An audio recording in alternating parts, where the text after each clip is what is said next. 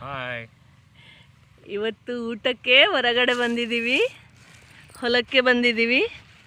ಮನೇಲಿ ಊಟ ಮಾಡಿ ಬೋರ್ ಆಗಿಬಿಟ್ಟಿದೆ, ಅದಕ್ಕೆ ಹೊಲಕ್ಕೆ ಬಂದಿದ್ದೀವಿ ಫ್ರೆಂಡ್ಸ್. ಚೆನ್ನಾಗಿದೆ ಅಲ್ವಾ? ಏನು ತಂದಿದ್ದೀವಿ ಅಂದರೆ ರೊಟ್ಟಿ, ಮಿರ್ಚಿ, ಸೌತೆಕಾಯಿ, ಈರುಳ್ಳಿ, ಮಜ್ಜಿಗೆ,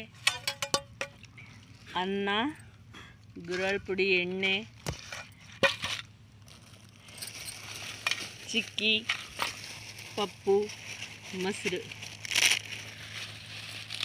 ಜಸ್ಟ್ ಫಾರ್ ಚೇಂಜ್ ಚೆನ್ನಾಗಿರುತ್ತೆ ಊಟ. ಈ ಥರ ಹ್ಯಾಪಿಯಾಗಿ ಇರ್ತೀವಿ. ಇವತ್ತೆಲ್ಲ ಖುಷಿಯಾಗಿರ್ತೀವಿ.